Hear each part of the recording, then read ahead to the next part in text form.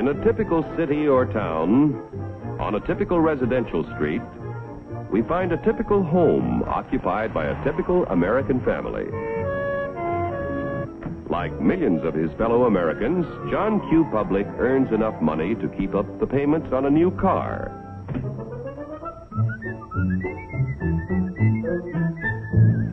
He takes great pride in owning a fine, new, long-term mortgaged home that was built to last a lifetime.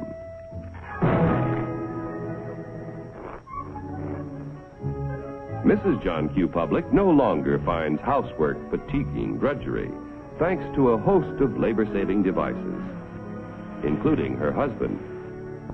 Mr. John Q., because of a 40-hour week, has the leisure to dream about his favorite sport. Darling!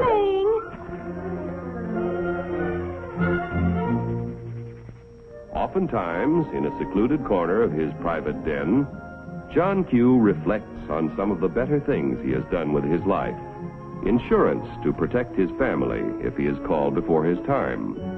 Money in a savings account for emergencies, for summer vacations, and to help put John Q. Jr. through college.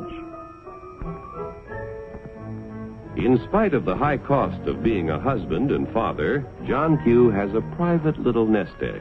His practical nature tells him it ought to do more than collect moths. Let's see, where did I put this thing? I know it's... common stock. Do I own any? I don't even know what they are. In that case, it might be a good idea to get a little information with a fellow who owns and operates a company that makes and sells oil drums. Each year, customers buy more and more from our... because he makes a better oil drum than his competitors. One day, customers demand more oil drums than the owner can produce. He figures it will take about $3 million to do the job. So he decides to form a corporation to sell shares in his business to raise the capital he needs. First, the owner goes to the state government to get a corporation charter and permit to sell shares in this business. Next, our friend goes to an investment banker and shows him the record of the oil drum manufacturing company's past performance and plans for expansion. The investment banker decides to help our friend sell shares in the corporation to raise the $3 million. However, before any shares in the corporation can be sold, certain information must be filed with the Securities and Exchange Commission in Washington. The investment banker and the owner must swear that the information they file contains nothing but the truth. Registration with the SEC does not imply that the government approves the stock issue as a good investment, but only assures the public the material statements about the stock issue are false. Punishment will be according to the law. After SEC registration is effective, the investment banker pays the owner $3 million in exchange for a certain number of shares in the Oil Drum Manufacturing Corporation. The investment banker sells shares of the common stock to people at a price of $3 million investment and shows a profit for his services in selling the stock. Money received from the sale of shares in the business builds a new and better plant, which produces more and better oil drums. The people who bought common stock own proportionate shares in the corporation, tools, equipment, and all of its assets. Common stockholders elect the directors of the corporation. Directors represent the stock and are responsible for the way the business is run. Directors determine the amount of dividends, if any, to be paid out of earnings to the stockholders. Naturally, when stockholders invest in a business, they hope to receive dividends to help pay for necessities of life. Within a few short years, an increasing demand for the company's product poses a friend. How can he fill all the orders? He will have to build more plants and buy more tools to increase production of oil drums. It will take about $20 million to do the job. One way to get this additional capital is to sell more stock to many more people.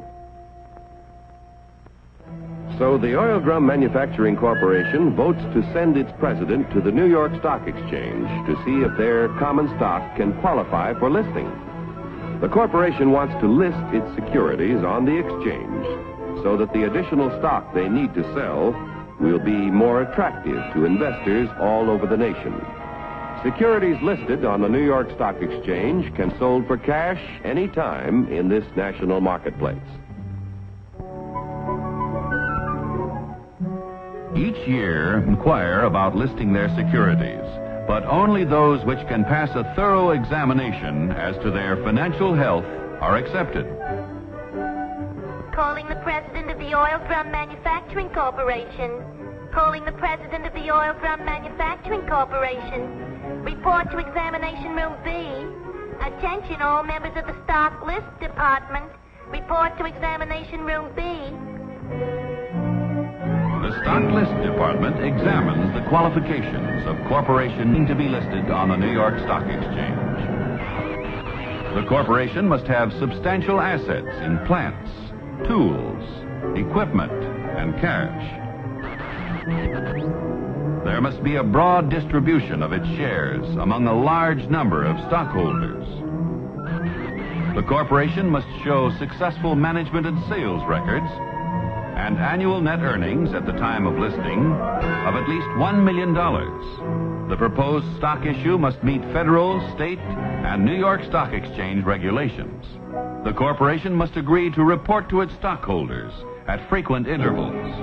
If the examination by the Stock List Department indicates the corporation meets minimum requirements of the exchange at the time of the examination, the corporation's application for listing is recommended. The Board of Governors of the New York Stock Exchange finally approves the application and sees that it is made public. Extra, extra, read all about it. Now that the Oil Drum Manufacturing Corporation's stock is listed, its name is abbreviated for use on the ticker tape. Each time ODM stock or any other stock listed on the exchange is bought or sold, the ticker tape flashes all over the nation the price and number of shares traded. A buyer in Colorado wants to purchase some ODM stock. The buyer's broker in Colorado sees that the last ODM transaction was at $10 a share. The buyer could buy from 1 to 99 shares, which would be known as an odd lot. But a Colorado friend decides to invest in 100 shares, known as a round lot. The Colorado broker wires the order to his New York office. The buy order is telephoned to the floor of the New York Stock Exchange. It is given to the firm's floor partner, who becomes the representative of the buyer in Colorado. The floor partner goes to the post where ODM stock is traded. The representative of the buyer in Colorado bids $10 a share for 100 shares. But at the moment, there is no stock offered for sale at this price. In the meantime, however, in Maine, an ODM stockholder who needs cash decides to sell his 100 shares if he gets $10 a share. The Maine broker wires the sell order to his firm's representative on the floor of the New York Stock Exchange. This firm's floor partner, representing the seller in Maine, offers to sell 100 shares of ODM stock at $10 a share. The price of $10 a share is mutually acceptable, and the transaction is made. Like the cowboy in Colorado and the fisherman in Maine, investors all over the country use the facilities of brokers who are members of the New York Stock Exchange whenever they want to buy or sell stock of companies listed on this national market. Yesterday's savings financed the miraculous growth of our railroads, automobiles, airplanes, farm machinery, communications, electric light and power, textiles, and countless other industries contributing to a more enjoyable life. If a part of our savings continue to flow into industry, American labor, management, and capital can continue to build new tools and plants. Industrial expansion creates jobs for hundreds of thousands of young people who must find employment each year.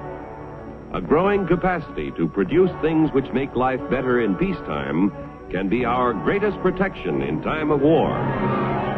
When danger threatens, we can convert industry to produce the things we need to defend ourselves.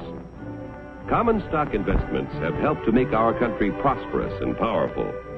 Owning a share in American industry is like owning a share in the future of our nation. But remember, John Q., there is a risk as well as an advantage in owning any kind of property. So get the facts before you put your money to work.